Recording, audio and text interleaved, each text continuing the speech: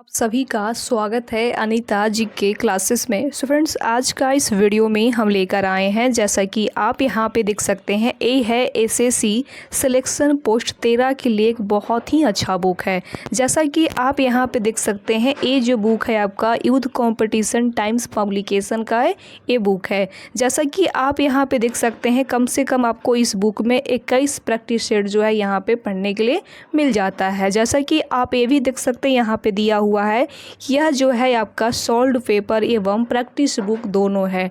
तो बहुत ही अच्छा बुक है। यदि आप एसएससी सिलेक्शन पोस्ट 13 के लिए फॉर्म फिलअप किए हैं तो आप सोच रहे हैं, टेंशन में हैं कि हम क्या करें क्या न करें, कैसे तैयारी करें, क्योंकि बहुत ही कम समय बचा है। तो आप सभी लोगों को पता है कि कम समय में जो होता है प्रैक्टिस सेट लगाया जाता है। तो आपके पास ये बुक है तो बढ़िया से इसको जो है प्रैक्टिस सेट लगा लीजिएगा। नहीं है फिर भी जो है बढ़िया से प्रैक्टिस सेट इसको बढ़िया से पढ़िएगा। कैसे पढ़िएगा? क्योंकि मैं अपने यूट्यूब चैनल के माध्यम से इस बुक को जो है बहुत ही अच्छे तरीके से प्रैक्टिस सेट वाइज पढ़ाने की प्रयास कर रही हूँ। तो जितने भी लोग अभी तक मेरे साथ नहीं जुड़े हैं तो कोई बात नहीं, अभी जुड़ जाइएगा। जुड़ने के लिए क्या करना पड़ेगा? तो जुड़ने के लिए ना सबसे पहले चैनल को सब्सक्राइब करना पड़ेगा, साथ में बेल आइकन को भी ऑन करके रखना पड़ेगा, क्योंकि जब भी हम वीडियो अपलोड करें तो उसका नोटिफिकेशन जो रहे सबसे पहले आपके पास मिल जाएगा। ठीक है, चलिए इस वीडियो को स्टार्ट करते हैं। यहाँ से पढ़ाना स्टार्ट करेंगे। जैसा कि आप यहाँ पे देख सकते हैं, यहाँ पे दिया हुआ है एग्ज़ाम डेट, यानी कि जिस दिन जो है एसएससी सिलेक्शन पोस्ट का एग्ज़ाम हुआ है उसका यहाँ पे डेट दिया हुआ है कि 21/6/2024 में आपका जो है एग्ज़ाम हुआ है एसएससी सिलेक्शन पोस्ट के लिए, जिसमें कम से कम 100 प्रश्न जो है पूछे गए थे और 100 नंबर के थे। यानी कि एक क्वेश्चन जो था 1 नंबर के था, जिसमें कम से कम 1/4 यानी कि 1/4 आपका नेगेटिव मार्किंग भी था। तो इस चीज़ को भी आप ध्यान में रखते हो चलिएगा। इसका जो सिलेबस है कि कम से कम आपसे 25 क्वेश्चन जो है रीजनिंग का, 25 क्वेश्चन मैथ का, 25 क्वेश्चन इंग्लिश का और वही 25 क्वेश्चन आपका जीके जीएस का, यानी कि जो कुल मिला के कम से कम आपका 100 प्रश्न रहने वाला है और 100 नंबर के रहने वाला है। इसी जो है इसी बेसिस पे आपका एग्ज़ाम होने वाला है और इसमें ओनली एक ही एग्ज़ाम होता है। तो इस चीज़ को भी आप ध्यान में रखते हुए चलिएगा। ठीक है, चलिए स्टार्ट करते हैं। जैसा कि आप यहाँ पे देख सकते हैं, सबसे पहले यहाँ पे दिया हुआ है जनरल इंटेलिजेंट, यानी कि यहाँ पे रीजनिंग का प्रश्न यहाँ पे दिया हुआ है। तो जितना भी रीजनिंग मैथ और इंग्लिश के प्रश्न रहेंगे उसको जो है आप खुद ही सोल्व करने की प्रयास करिएगा। इसका जो पीडीएफ होगा मैं अपने टेलीग्राम ग्रुप में अपलोड कर दूंगी, वहाँ से जाके बढ़िया से जो है प्रैक्टिस सेट लगा लीजिएगा। मैं इस वीडियो में और मैं अपने चैनल पे ओनली जीके जीएस ही पढ़ाती हूँ, तो इस चीज़ को भी आप ध्यान में रखते हो चलिएगा। बाकी अब आप लोग सभी लोग जो है गलत कमेंट करने की प्रयास नहीं करिएगा। ठीक है, चलिए स्टार्ट करते हैं। आप सभी लोगों को मैं एक बात और बोलना चाहूँगी कि हम कम से कम जो है अभी तक इस बुक से प्रैक्टिस सेट नंबर 4 तक जो है ऑलरेडी पढ़ा चुकी हूँ। जो लोग नहीं देखे हैं प्रैक्टिस सेट नंबर 4 तक वीडियो को, तो कोई बात नहीं, जाके सबसे पहले प्ले लिस्ट में आपको वीडियो मिल जाएंगे, वहाँ से पहले प्रैक्टिस सेट नंबर 4 तक पढ़ लीजिएगा। ठीक है, बट आज मैं इस वीडियो में लेकर आई हूँ ये प्रैक्टिस सेट नंबर 5 है। इस चीज़ को भी आप ध्यान में रखते हुए चलिएगा। प्रैक्टिस सेट नंबर 5 है। ठीक है, चलिए स्टार्ट करते हैं। जैसा कि आप यहाँ पे देख सकते हैं, यहाँ पे दिया हुआ है जनरल अवेयरनेस, यानी कि यहाँ से आपका जीके जीएस का जो क्वेश्चन होता है स्टार्ट होता है। ठीक है, चलिए कि आप यहाँ पे देख सकते हैं फ्रेंड्स, सबसे पहला नंबर प्रश्न में यहाँ पे दिया हुआ है कि जनसंख्या परिवर्तन के ऐसे कितने घटक हैं जो जनसंख्या अध्ययन के प्रक्षेत्र के लिए महत्वपूर्ण है। तो कितने हैं? तो कम से कम आपका 3 है। ऑप्शन नंबर सी होगा राइट आंसर। अच्छा, यहाँ पे मोस्ट इम्पॉर्टेंट सवाल आता है कि 3 है तो 3 में कौन कौन सा है, नोट कर लीजिएगा। पहला आपका होगा जन्म दर पे, क्या होगा? जन्म दर पे। दूसरा आपका हो जाएगा मृत्यु दर पे, और जो तीसरा लास्ट वाला जो हो जाएगा आपका वो प्रवास पे हो जाएगा। यही तीनों आपका जो है जनसंख्या परिवर्तन के 3 घटक है। ठीक है, चलिए आगे यहाँ पे देख सकते हैं फ्रेंड्स, क्वेश्चन नंबर आपका 2 है और 2 नंबर प्रश्न में यहाँ पे दिया हुआ है समाधि उपन्यास की लेखक या लेखिका जो है वे कौन है, इसमें ये पूछा गया है। तो इसका right answer friends option number आपका डी होगा, और डी में दिया हुआ है गीतांजलि श्री है। कौन है? गीतांजलि श्री है। और ये जो गीतांजलि श्री जो दोबारा जो पुस्तक लिखा गया है 2018 में लिखा गया है। कब? 2018 में लिखा गया है, और हिंदी भाषा में जो है इसको उपन्यास को जो है हिंदी भाषा में लिखा गया है। तो इस चीज़ को भी आप ध्यान में रखते हुए चलिएगा। कि आप यहाँ पे देख सकते हैं फ्रेंड्स, क्वेश्चन नंबर 3 है और 3 नंबर प्रश्न में यहाँ पे दिया हुआ है, जैसा कि आप यहाँ पे देख सकते हैं। इस क्वेश्चन में ये दिया हुआ है कि निम्नलिखित में से किस आंदोलन सत्याग्रह का परिणाम उस 3 कठिया प्रणाली का उन्मूलन था जिसके तहत किसानों को अपनी जोत के, ध्यान दीजिएगा, 3/20वें हिस्से के में नील की खेती करने के लिए कहा गया था।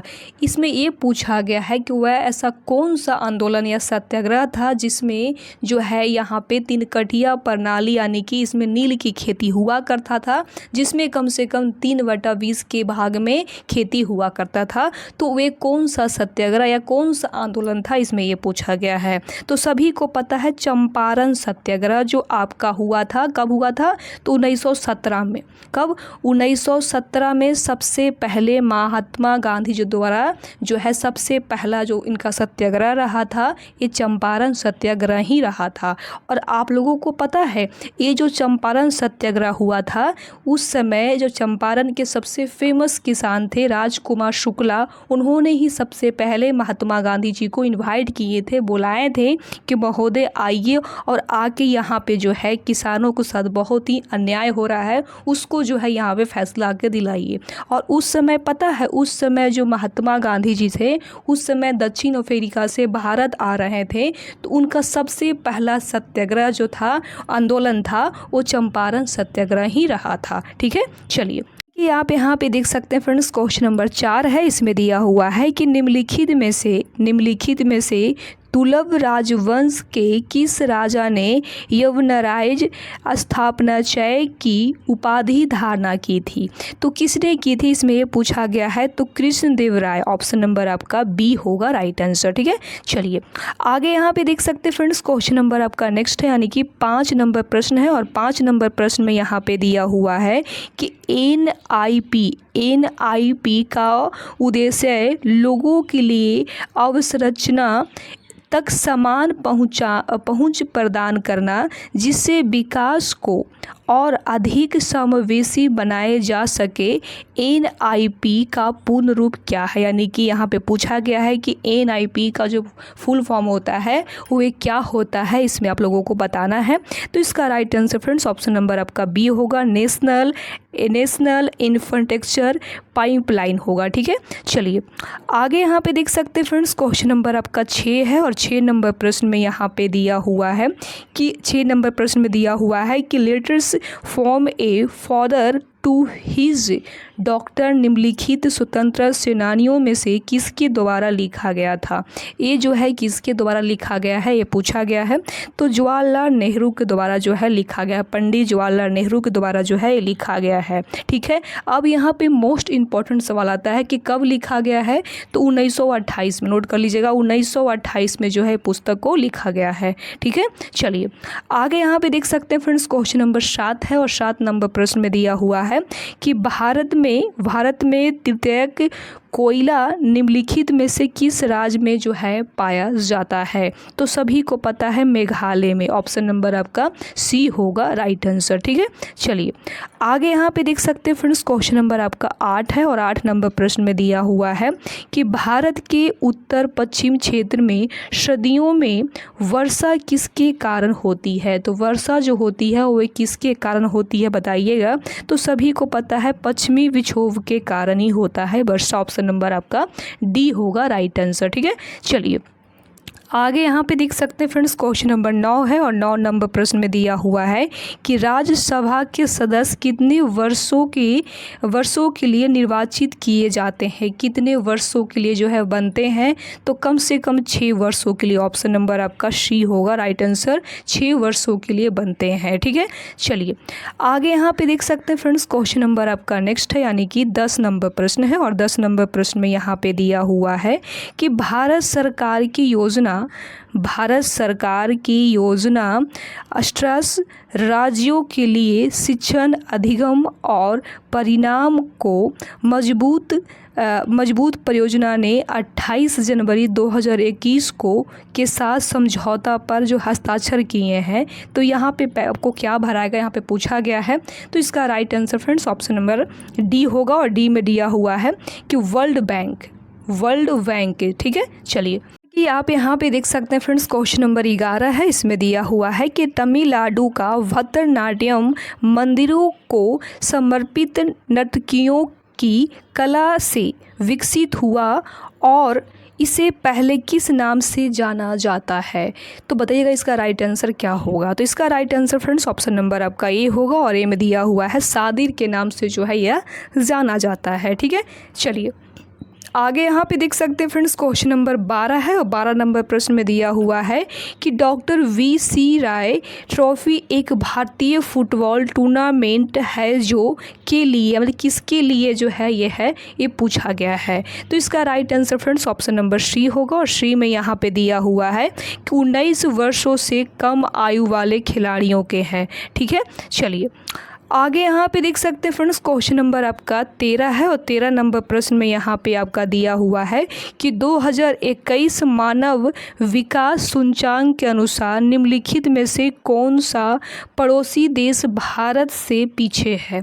तो वे कौन सा जो देश है वो भारत से पीछे है, तो वे कौन सा है। तो अफगानिस्तान, ऑप्शन नंबर आपका ए होगा राइट आंसर। ठीक है, चलिए आगे यहाँ पे देख सकते हैं फ्रेंड्स, क्वेश्चन नंबर आपका 14 नंबर है। इस प्रश्न में यहाँ पे दिया हुआ है कि जुलाई 2023 तक की स्थिति के अनुसार दिल्ली के जो है उपराज्यपाल कौन थे। दिल्ली का जो उपराज्यपाल थे 2023 में वे कौन थे, इसमें ये पूछा गया है।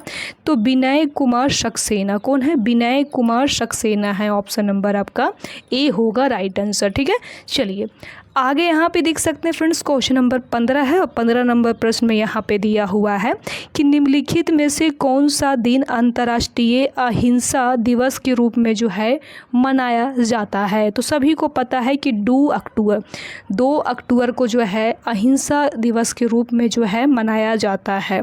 और आप सभी लोगों को पता है यह भी कि 2 अक्टूबर को ही महात्मा गांधी जी का जयंती है, यानी कि महात्मा गांधी जी का जन्म हुआ था। तो उस दिन जो है 2 अक्टूबर को महात्मा गांधी जी के जयंती के दिन मनाया जाता है। ठीक है, चलिए ताकि आप यहाँ पे देख सकते हैं फ्रेंड्स, क्वेश्चन नंबर 16 है। इसमें दिया हुआ है कि कैलाश नाथ मंदिर अरोरा के संबंध में निम्नलिखित कथनों पर जो है यहाँ पे विचार करना है।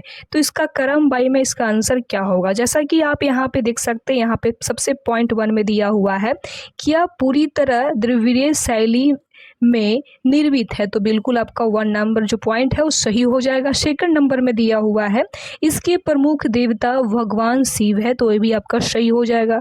तीसरा नंबर पॉइंट में दिया हुआ है कि यह मंदिर एक पहाड़ी के एक हिस्से को काटकर बनाया गया था, तो ये भी आपका सही हो जाएगा। ठीक है, उसके बाद देख सकते हैं 4 पॉइंट में यहाँ पे दिया हुआ है कि इसे एलोरा में चोल वंश के दौरान बनाया गया था, तो ये बिल्कुल ही गलत है। तो यानी कि आपका 1, 2 और 3 हो जाएगा सही। तो किस में दिया हुआ है बताइएगा। तो ऑप्शन नंबर आपका बी होगा 1, 2, 3। ठीक है, चलिए आगे यहाँ पे देख सकते हैं फ्रेंड्स, क्वेश्चन नंबर 17 है और 17 नंबर प्रश्न में यहाँ पे दिया हुआ है कि निम्नलिखित में से किसे पंथी लोक नेतृत्व में उनके योगदान के लिए पद्मश्री 2021 से सम्मानित किया गया है। तो किसको जो है सम्मानित किया गया है। तो राधे श्याम बारेले को, ऑप्शन नंबर आपका बी होगा राइट आंसर। ठीक है, चलिए आगे यहाँ पे देख सकते हैं फ्रेंड्स, क्वेश्चन नंबर 18 है और इस प्रश्न में यहाँ पे दिया हुआ है कि निम्नलिखित में से किस राज ने हर्षवर्धन को पराजित करने के बाद जो है दक्षिणेश्वर की उपाधि धारणा की थी। तो किसने जो है धारणा की थी, इसमें पूछा गया है। तो इसका right answer friends option number आपका ए होगा और ए में दिया हुआ है पुलकेशिन द्वितीय को। ठीक है, चलिए आगे यहाँ पे देख सकते हैं फ्रेंड्स, क्वेश्चन नंबर आपका नेक्स्ट है, यानी कि 19 नंबर प्रश्न है और 19 नंबर प्रश्न में यहाँ पे दिया हुआ है कि आगरा के बारे में गलत कथनों का चयन कीजिए। गलत कथनों का जो है यहाँ पे चयन करना है। तो इसका right answer friends option number आपका डी होगा और डी में यहाँ पे दिया हुआ है कि इसका उपयोग पोषक तत्व और वसा के क्षेत्र के रूप में किया जाता है। ठीक है, चलिए आगे यहाँ पे देख सकते हैं फ्रेंड्स, क्वेश्चन नंबर 20 है और 20 नंबर प्रश्न में यहाँ पे दिया हुआ है कि डॉक्टर सर्वपल्ली राधा कृष्ण ने किस वर्ष में भारत के पहले उपराष्ट्रपति के रूप में जो है पद ग्रहण किया था। तो कब किए थे इसमें ये पूछा गया है, तो 1952 में किए थे। ऑप्शन नंबर आपका डी होगा राइट आंसर। इसका जो पूरा डेट है वो भी याद कर लीजिएगा, 13 मई, नोट कर लीजिएगा, 13 मई 1952 में किए थे। ठीक है, चलिए आगे यहाँ पे देख सकते हैं फ्रेंड्स, क्वेश्चन नंबर 21 है और 21 नंबर प्रश्न में यहाँ पे दिया हुआ है कि राज्य के नीति निर्देशक सिद्धांत भारत को एक शतक राष्ट्र बनाने का प्रयास करते हैं। तो इसका राइट आंसर क्या होगा? तो इसका right answer friends option number आपका सी होगा और सी में दिया हुआ है लोक कल्याणकारी राज्य। ठीक है, चलिए आगे यहाँ पे देख सकते हैं फ्रेंड्स, क्वेश्चन नंबर 22 है और 22 नंबर प्रश्न में यहाँ पे दिया हुआ है, क्या दिया हुआ है? तो इस प्रश्न में दिया हुआ है कि निम्नलिखित में से किसे Pandit Bhimsen Joshi lifetime achievement award 2014 से सम्मानित किया गया था। तो किसको जो है सम्मानित किया गया था पूछा गया इसमें। तो इसका right answer friends option number आपका डी होगा और डी में दिया हुआ है प्रभा अंत्रे को। ठीक है, चलिए आगे यहाँ पे देख सकते हैं फ्रेंड्स, क्वेश्चन नंबर 23 है और 23 नंबर प्रश्न में यहाँ पे दिया हुआ है कि वन संरचना संशोधन विधेयक लोकसभा में कब पेश किया गया था।